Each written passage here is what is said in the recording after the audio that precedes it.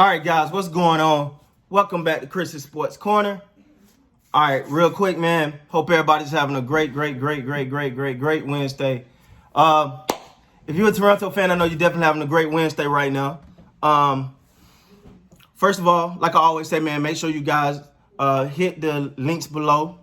Also, make sure you guys continue to hit me up on Instagram. Continue the conversation, man. I love conversating with you guys. It's been amazing, man. And like I always say, man, thanks for the support. This channel wouldn't be what it is without you guys, and we continue to growing. So I really appreciate it, man. Also, let me say, make sure you hit that like button. Make sure you hit that subscribe button, man. I really appreciate you guys. All right, so let's get into it. So the Toronto Raptors versus the Boston Celtics. Now, the Boston Celtics, for one, I've said this before, and I believe they probably got the higher quality, the higher of superstars, right? They got more superstars. And what you're banking on with the Raptors is their ability to play as a team and play what they do best.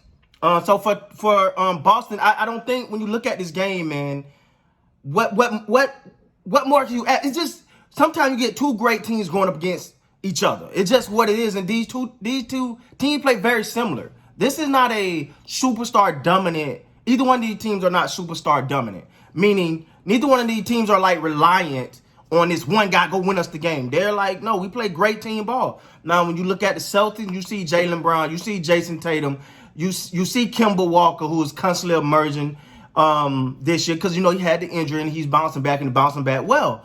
Very well, might I add. But he's doing anything, but they playing great together. And then you look at Toronto on the other hand. They are a team on the ropes. Their team's on the rope, and they knew it was either win or go home. It was either win or go home today. And I gotta say, they lived to fight another day.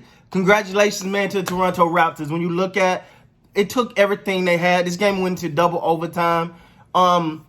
Jason Tatum, Kyle Lowry, Pascal Siakam, I think Fred VanVleet. None of those guys even left the second half of this game because they decided, look, Boston was like, we want to get this over with, and Toronto Raptors were like, we not leaving. We ain't ready to go home just yet. So when you look at it and you go, man, this is just great basketball. This is what basketball is. This is what basketball is supposed to be. You see two teams going at each other. Now, far as the Toronto Raptors, let me say this. They got extraordinary play extraordinary moments from people that you didn't write in, right? Like when you look at Powell in the game he had, you wouldn't have wrote him in and say he's gonna have that game, right? But when you look at it, he is just another example of what they do as a team. They play well as a team, and they fought, man. You have to admire a team like that. The fact that the Boston Celtics are definitely they're overusing they're overusing the fact that Boston have small guards, right? So they're taking advantage of it. That's just good coaching. That's the way you're supposed to play. But the fact also that Toronto says, you know what? That's what we got. Okay. But we know what we have in our guards. So when you look at it, Fred VanVleet, especially Kyle Lowry, like, you know what? When you look at this guy, you go, he's a star, man. We got to start putting him in that superstar conversation because he's not flashy. He's not going to be your headliner, but he's going to come in and get the job done. And he's gotten the job done consistently over and over and over. And tonight was no example. So going into game 7, you know he's going to throw his body around. He's going to do whatever it takes to get a victory. And that is so infectious to his team. So when I sat back and I'm watching this game, I'm going, yo, he's leaving it on the court. He's leaving it on the court, man. You know, I was in awe. This is a good game by two great teams, and one may have the talent advantage. We can arguably say Boston have the talent advantage But when you got good coaching, when you got a good team, when you got a team that know what they do best, and they're going to do what they do best, you're going to get them to play above their talent level. That comes from coaching and system and belief. So there was a point at the end of that game where you seen Kyle Lowry and Nick Nurse go at it, argue. No one looked at it as negative. I know I didn't. I don't think no one else did. It was like that's those guys' relationship. Nick Nurse know who Kyle Lowry is and what he mean to that team. Kyle Lowry respect Nick Nurse and what he do. So he's like, yo, let's just inbound and get it over with. And Nick Nurse like, no. So they may have their differences, but at the end of the day, they're gonna hug it out, walk off the court, love each other, and get back and start getting ready for Game 7. Listen, if you ain't liking this series, you're not a basketball fan. I'm a basketball fan. I am loving this series. Now, again, I did pick Toronto in 7. My hope is alive. We kept it alive. We hanging on by a shoestring, but we kept it alive.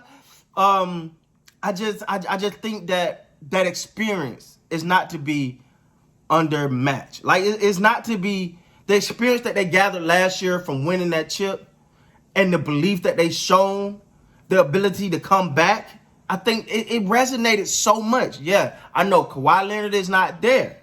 I get it. But I think, and this is something that really going through my mind. I felt like they're on a mission. They're on a mission to say, okay, we're not just Kawhi Leonard.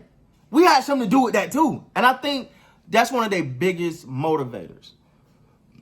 Now, am I going to act like this one to look like crazy lot different if they had Kawhi? Absolutely it would. Absolutely it would look different if they had Kawhi Leonard. But they don't have Kawhi, and they're still going out here and saying, but we have a championship pedigree.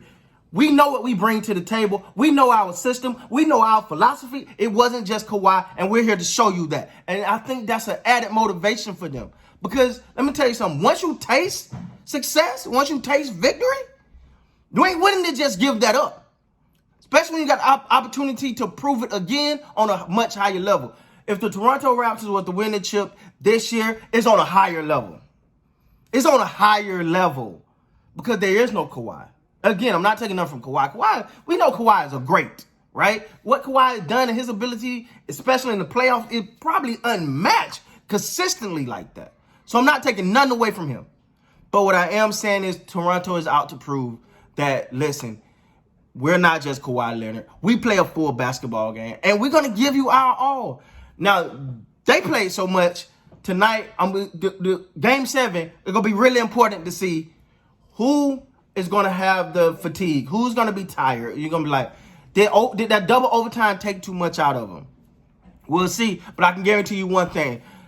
Boston going to come and give their best punch. Toronto is going to come and give their best game. And may the best team wins Game 7 in 2 days. Toronto, congratulations. You guys live to fight another day. You know what I'm saying? You did it. You're on to Game 7. You beat the odds. Now, what's going to happen in Game 7? Hey, we'll see. Hey, man, I just want to say thank you guys for supporting the channel. Please be good. Stay safe. And until next time, you guys be great.